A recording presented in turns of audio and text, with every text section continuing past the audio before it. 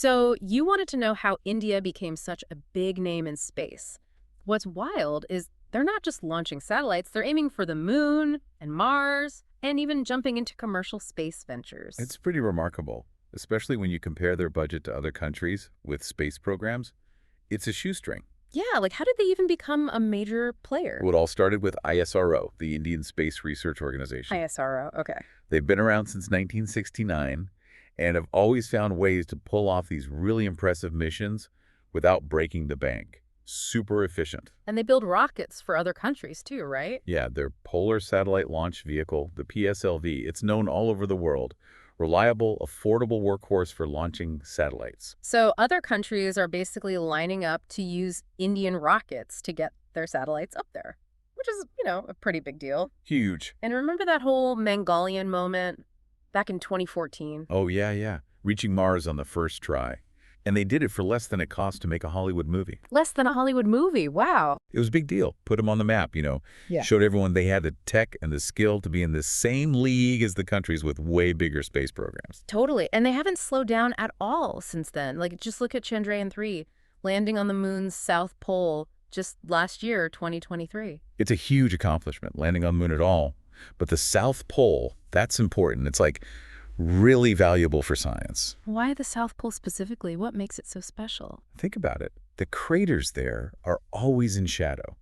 Perfect conditions to study the early solar system. Oh, like a snapshot from billions of years ago. Right. And there's probably water ice down there. Yeah. We could use that for future missions, maybe even lunar bases someday. So using resources we find on the moon to actually build stuff there. Exactly. Pretty wild. Oh, and ISRO isn't just focused on the moon. They've got the Aditya L1 mission, launched last year to study the sun. The sun. That's fascinating. I mean, we obviously rely on it for everything, but we still don't really understand it, do we? There's so much we can learn. Aditya L1 is studying the sun's atmosphere, the solar wind, stuff that affects us here on Earth. Right, like space weather and solar flares. That can mess with our tech satellites, communication, even power grids. So this research is important. It helps us prepare. Absolutely. And of course, we can't forget about Gaganyaan, India's human spaceflight program, putting their own astronauts in space. Goganauts, they call them. Goganauts. I like that. They're aiming to launch by 2025. Send them up to low Earth orbit. A huge step. And a really big source of pride for India. It really shows how ambitious they are. And they've got even more planned, right? What was it, Shukriyan? Yep, Shukriyan, a mission to Venus. They're also talking about getting involved in research on colonizing Mars. Not just visiting, but actually staying there. Wow, it's like science fiction is becoming reality. It is. But alongside all the amazing things ISRO's doing, there's this whole other movement happening. Private space companies. Private companies in India are getting into space. India realized that to get the most out of space, they needed to bring in the private sector, let them innovate. So it's like a new space age in India? Exactly. Recent policy changes, and they even created N-Space, the Indian National Space Promotion and Authorization Center. Basically, they made it much easier for these private companies to get involved. So N-Space is kind of like a facilitator cutting through red tape, helping these new companies get off the ground. Exactly. And some really cool companies are coming out of it, like Skyroot Aerospace. Skyroot Aerospace, okay. In 2022, they became the first private Indian company to actually launch a rocket. Their Vikram S, it's a small suborbital vehicle. They're all about making space more accessible, especially with those small satellite launch vehicles. So they're trying to make it easier and probably cheaper for companies to get their stuff into space. Exactly. And then there's Agnico Cosmos. They're doing some really cool stuff with 3D printed rocket engines. Hold on, 3D printing entire rocket engines. How does that even work? Well, it saves a lot of money and time. But the tough part is making sure those engines can actually survive a launch, the heat, the pressure. But they managed to do it. They tested their Agnilet engine successfully. The whole thing is one piece. Amazing engineering. And are they going to try to build a whole rocket with 3D printing? They're working on it, yeah. They're also developing their Agniban rocket, which they hope to offer for launch services all over the world. So they're not just building for India. They're aiming for the global market. That's right. Just like ISRO with their PSLV. These private companies, they see a chance to make a real impact on the world stage. I can see why. The innovation and the tech they're developing, it's really impressive. And there was another one, right? Pixel. Using those advanced hyperspectral satellites to capture really detailed images of Earth. They're basically giving us a whole new way to see the planet. They can show things that regular satellite images can't, information that's useful in all sorts of fields. So it's like having a super powerful camera in space giving us all this data about our planet. Exactly. And it can be used for everything: agriculture, climate monitoring, urban planning. It's a powerful tool for understanding and managing the planet. Absolutely. Then there's Groova Space, another innovator. What's special about them? They not only build satellites, they make sure those satellites get up into orbit. They've already launched private satellites and work with clients worldwide. So they're kind of a one-stop shop for anything satellite related. You could say that. And then we have Bellatrix Aerospace. They're pushing the limits of propulsion technology. Propulsion, what are they working on specifically? They're focused on electric and green propulsion systems, which are super important for satellites to make them last longer and for, interplanetary travel. Laying the groundwork for the future of space travel, huh? Exactly. And it's all happening right there in India. It's incredible. And it's not just the private companies working alone, right? ISRO is actually partnering with some of the biggest space agencies around the world. Oh, yeah, definitely. We should probably dive into those collaborations a little more. Sounds like a fascinating story. It really is.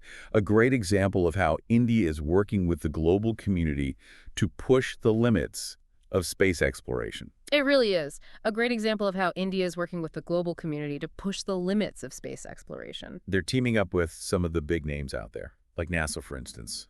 They're working on the NISAR mission together. NISAR, what's that? It stands for NASA ISRO Synthetic Aperture Radar. It's an Earth observation satellite. Going to give us super detailed data on the planet's surface. Okay, and what kind of data are we talking about? What's it used for? Oh, all sorts of things. Monitoring climate change, tracking natural disasters, even managing resources. Really important stuff. So they're using space tech to try and solve some of the big problems we're facing here on Earth. Yeah, exactly. It's a great example of how these international collaborations in space can actually benefit everyone down here. Makes you think, what other global issues could we address if countries worked together like this more often? The potential is huge. And it's not just NASA either. ISRO has also worked with the European Space Agency, ES, on things like the Mars Orbiter mission. You mean Mongolian, the mission that reached Mars on its first try? That's the one. ESA helped a lot, providing tracking and communication support. So even for something as complex as getting to Mars, they're showing that working together can really pay off. Are there other big collaborations? Yeah, they're working with Japan's space agency, JAXA, on lunar exploration, the Lunar Polar Exploration Mission, LUPEX. LUPEX. Didn't we talk about the lunar South Pole earlier? And how it's a gold mine for research? Right.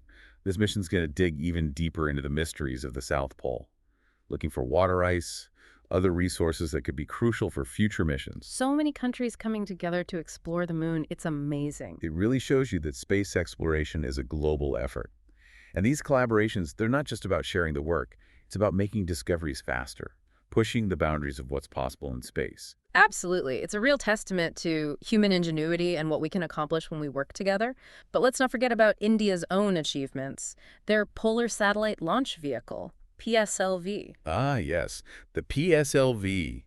It's earned a reputation as a reliable and cost-effective launch system, known all over the world. Yeah, you mentioned earlier that other countries actually use Indian rockets to launch their own satellites. Why is that? What makes the PSLV so special? Well, it has a really good track record, lots of successful launches, and it's way more affordable than other launch systems out there. So it's reliable, affordable, and in high demand. No wonder it's so popular. Exactly. It speaks volumes about ISRO's expertise and ingenuity. But let's switch gears for a moment. Remember those audacious goals we talked about before? The ones that sound like they're straight out of science fiction? Space-based solar power, asteroid mining. Yeah, those were pretty mind-blowing. These are the long-term goals, the ones that could change how humanity interacts with space forever. So it's not just about exploring anymore. It's about using space to solve problems and push the boundaries of what's possible. Got it. Take space-based solar power. Imagine collecting the sun's energy in space, where it's always shining, no clouds or anything. And then beaming that energy back to Earth? Is that even possible? It's definitely a big challenge, but India is actively researching it, developing the tech to try and make it a reality. They can pull it off. It could completely transform how we power our planet. Clean energy from space? That's pretty incredible. And then there's asteroid mining. Remember how we were talking about asteroids being like these treasure chests floating in space? Yeah, full of valuable resources. Metals, minerals, maybe even water. Right. And India is looking at this as a way to get those resources, to support Earth's growing need for technology and to help us expand further out into space. So they're actually working on plans to mine asteroids. This isn't just a theory anymore. They're taking concrete steps to make it happen. It's bold, no doubt, but the potential payoff is huge. I'm starting to notice a pattern here. India's space program, they're not afraid to think big and go for it. You're absolutely right. And that Yes. boldness extends to their plans for Mars. They've already shown they can reach the red planet, and now they're setting their sights on even bigger missions. What's next for them on Mars? Are they thinking about sending rovers? Oh, absolutely. Yeah. They want to do some in-depth scientific studies, contribute to the global effort to figure out if Mars ever had life. Wow, finding evidence of life on Mars. That would be historic. Yeah, And India could be a part of it. it's definitely possible. And they've got that vision for commercial space stations, too. Right. We touched on that earlier. Are they talking about building their own space stations? They are. They want to create a platform for Indian companies to get involved in all the exciting stuff happening in space, space tourism, research, even manufacturing. So they're opening up opportunities for their own companies to get involved in the space industry. Exactly. Thinking long term, positioning India as a leader in the global space economy. It's clear they've got big goals and they're not messing around. But let's be real, this stuff is complicated and expensive. What kind of challenges might they run into along the way? Oh, of course. Any big endeavor comes with challenges, especially something like this. Funding is a big one, always is, Yeah, and staying ahead of the competition. Space is getting crowded. that makes sense. Space exploration takes a lot of resources and things are changing so fast it must be hard to keep up. Exactly. But even with all that, India has a lot going for it. You mean their ability to do so much with limited resources, and the fact that their private space sector is growing so quickly. That's it. They've shown they can be incredibly resourceful, stretching their budget further than you'd think possible. And these private companies are bringing fresh perspectives and new ideas to the table. It sounds like they have all the pieces in place. I do. The expertise of ISRO, the energy of the private sector, a growing pool of talented engineers and scientists. India is a force to be reckoned with in the space world. It's inspiring to see how far they've come, from the early days of ISRO to landing on the moon and the rise of all these private space companies. The future seems wide open. It does. There's so much potential. Their story shows what's possible with dedication, hard work, and a bold vision. It's a reminder that we're all part of something much bigger than ourselves. And when we work together, we can achieve incredible things. Who knows? Maybe we'll be living on the moon someday. Or mining asteroids. It might sound crazy, but as we've seen today, India is proving that anything is possible. Their journey is just beginning. But before we get too carried away thinking about the future, let's take a closer look at some of the specific challenges and opportunities facing India as they continue on this incredible journey. Sounds good. So let's take a closer look at some of the specific challenges and opportunities facing India as they continue on this incredible journey. Right. We were talking about some of the potential challenges before. And one of the biggest for any country with a space program, well, it's money, funding. India is no different. Yeah, I mean, some of these things we've talked about, asteroid mining, space-based solar power, it's got to be expensive. It is. India's been incredibly efficient, Mm. getting amazing results with a pretty tight budget. But these huge projects, they're going to need a lot more investment. I bet that's a tough balancing act for them. Investing in space, but also taking care of all the other things a country needs. It is. Yeah. Every country with a space program has to figure that out. Yeah. How to prioritize, where to spend the money. It's crucial. And it's not just about money. There's also more competition now, right? Lots of other countries are getting serious about space. How does that affect India? It's a big factor. The space race is getting more intense. The U.S., China, Russia, they all want to be the leader. And then you have these private companies like SpaceX changing the game, pushing the limits of what's possible. So how does India stay competitive with all that going on? They got to stay ahead of the curve, keep innovating, developing new technologies. It's like, a big game of chess. Got to think ahead, make smart decisions to stay on top. So being flexible, being adaptable, always looking for the next big thing. Exactly. And there's another challenge we haven't talked about as much, the infrastructure. Yeah. They need the right infrastructure to support all these ambitious plans.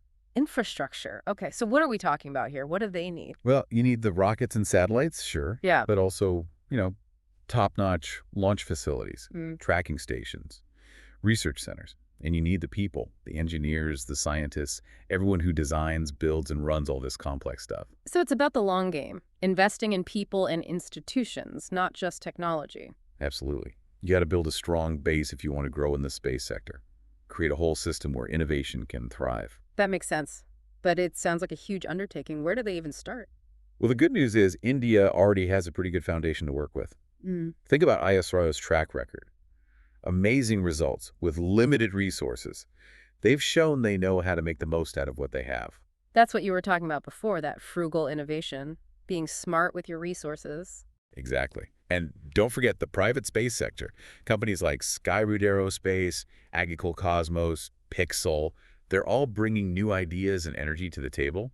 They're not afraid to take risks. It's like a whole startup scene, right? Mhm. All these companies pushing each other to be better. Yeah, that's a good way to put it. Yeah. You put all that together, the government experience, the private sector energy, a growing pool of talented people, and India is really a force to be reckoned with in space. It's amazing how far they've come. Yeah, And it's really exciting to think about what they might do next. it is. Their journey is a great example of what can happen when you combine dedication with a bold vision. So we've covered a lot of ground in this deep dive. We've seen how India's gone from a newcomer to a global player in space, working with other countries, developing incredible technologies. They're really striving for a future where they're at the forefront of space exploration, using it to benefit all of humanity. And if they're already talking about asteroid mining and space-based solar power, who knows what they'll be doing in a few decades. It's Yeah. a really exciting time. It really is. Thanks for taking this deep dive with us. My pleasure.